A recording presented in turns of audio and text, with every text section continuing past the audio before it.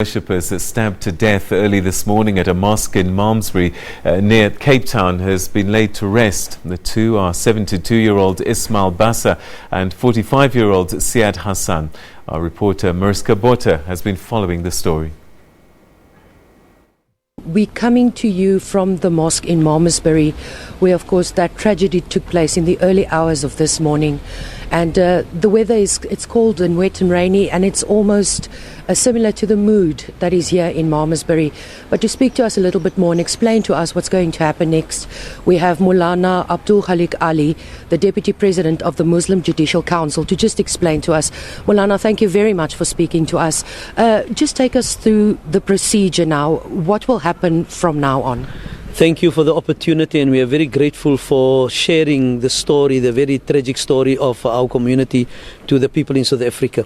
So the pathologist is busy now doing the autopsy, and once we have the green light from them, then we will do the washing and the shrouding of the two bodies, and they will be equally treated as two brothers of our community, and then they will be coming home for a final moment of where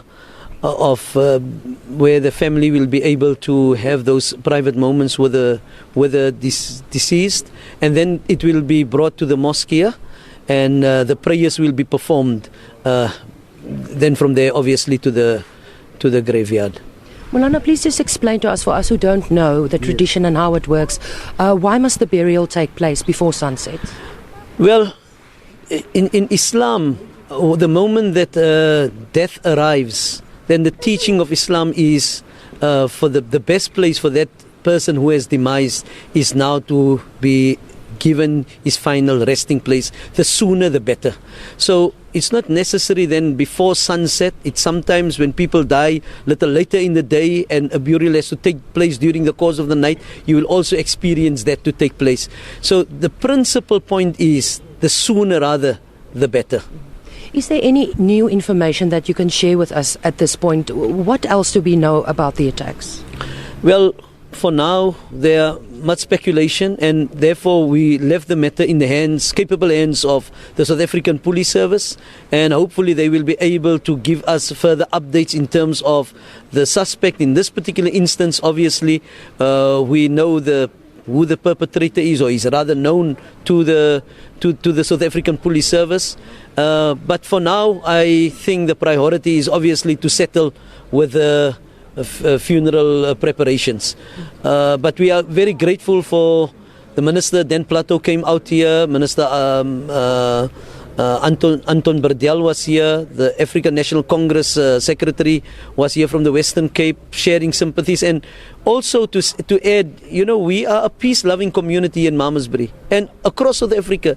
The South African Muslim community, by and large, is a peaceful community.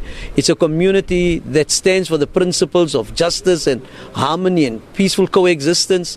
And what we witness here is very tragic. It's really one that for us as leadership to reflect really what is happening here. But we've also heard from people that there's still there's this mood of solidarity among the Somali community and the local people here in Malmesbury. Just talk to us a little bit about that. Is there any animosity at this stage?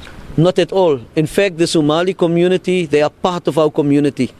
One of the most senior people here, he is one of the people that leads the prayers here. And there will never be an animosity.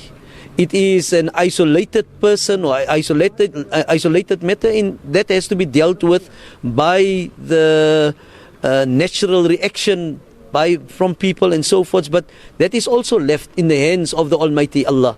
As such, the South African Police Service will be able to provide us the further details to that. But for now, we want to give the surety and be able to tell our entire community, the Somali community is a part of the Muslim community. They will remain part of the Muslim community.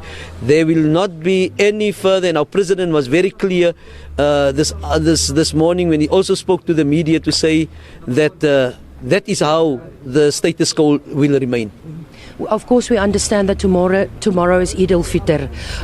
Is there any concerns for other mosques? Is security being sharpened? Will people go in their numbers to mosques tomorrow morning? Very certain. I believe across the country This is an international matter. It has never happened where in the month of Ramadan the sun sets with such gloom and so much of pain. And so the Muslim community will respond by returning to Almighty Allah in a very spiritual way. And the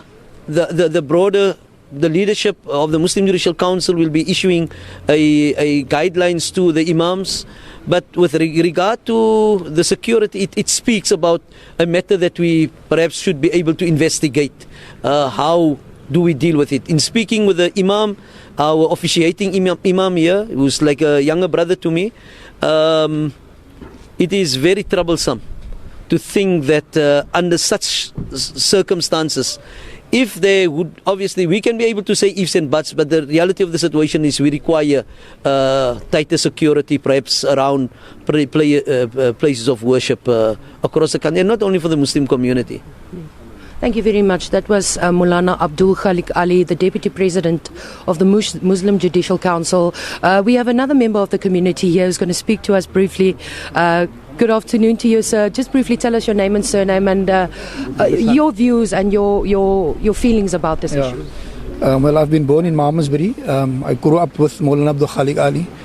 We are a very tight family here, and it's very traumatic for all of us. I'm currently staying in Cape Town.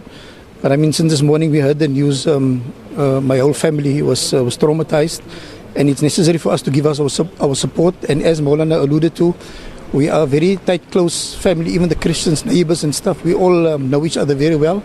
So yeah, this is just another sad day for all of us. Thank you very much. Thank you for that. There you've heard it. Solidarity. The preparations will start for the burials that will be taking place shortly. That was